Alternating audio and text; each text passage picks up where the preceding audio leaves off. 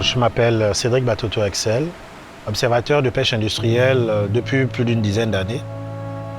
Alors je suis rentré dans cette fonction, je ne vais pas dire que c'est le fruit du hasard, mais plutôt le fruit du destin parce que de par mon ethnie, nous sommes des gens tournés vers l'eau. Depuis tout petit, j'ai jamais eu peur de l'eau, il n'y a jamais eu le mal de mer. Franchement, c'est un peu comme Obélix en fait. Tu tombes dans la marmite depuis que tu es petit, voilà.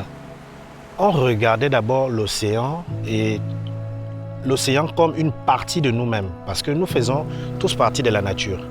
Donc quand on va prélever une ressource, on se dit que c'est pour la subsistance. Ça veut dire qu'on prélevait la ressource en tenant compte que les générations futures, elles aussi, doivent bénéficier de cette ressource-là.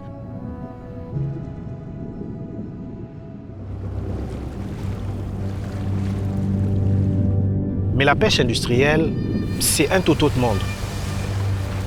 Là-bas, c'est le profit, le profit, le profit, le profit. Ça veut dire qu'on avait enlevé ce côté respect, échange avec la nature pour carrément prendre tout le côté commercial, prédateur et mercantiliste. Les stocks s'effondrent ou pas, c'est pas leur problème, ils font leur profit.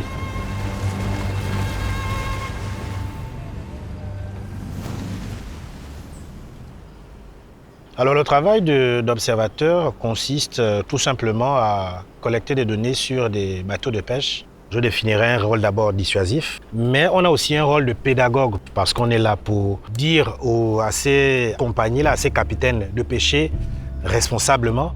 Et le côté dissuasif fait en sorte que généralement il y ait des conflits, notamment envers les capitaines qui n'ont pas encore compris le bien fondé d'une gestion durable. Ce qui m'a surtout frappé, c'était, dans un premier temps, je voyais comment on gaspillait le poisson, comment il y avait des rejets, et pourtant c'était des poissons commercialisables. J'étais choqué, je me dis, c'est pas possible en fait. Comment on prélève du poisson tout en rejetant du poisson?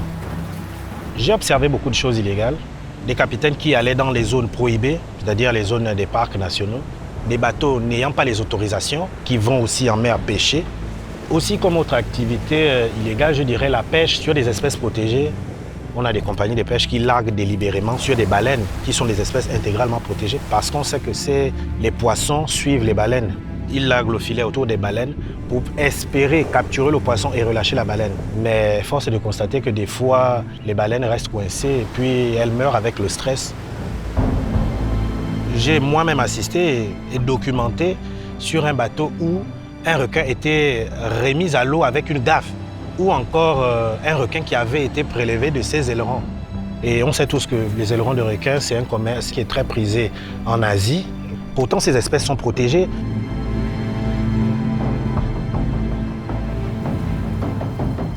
Donc le travail d'un observateur, le matin, on va à la passerelle pour s'enquérir des choses qu'il y a eu la nuit. Et par la suite, on relève les positions de du tracé du bateau. Quand le poisson est remonté sur le filet, on fait un échantillonnage, c'est-à-dire qu'on fait une représentation de la capture à travers le plateau qu'on aura pris. Donc après ça, s'il y a des espèces protégées, bien sûr, quand elles remontent, on les réanime, que ce soit les tortues ou les requins, on les remet à l'eau en toute sécurité parce qu'il y a aussi une façon de les remettre à l'eau. C'est mieux gérer la pêche.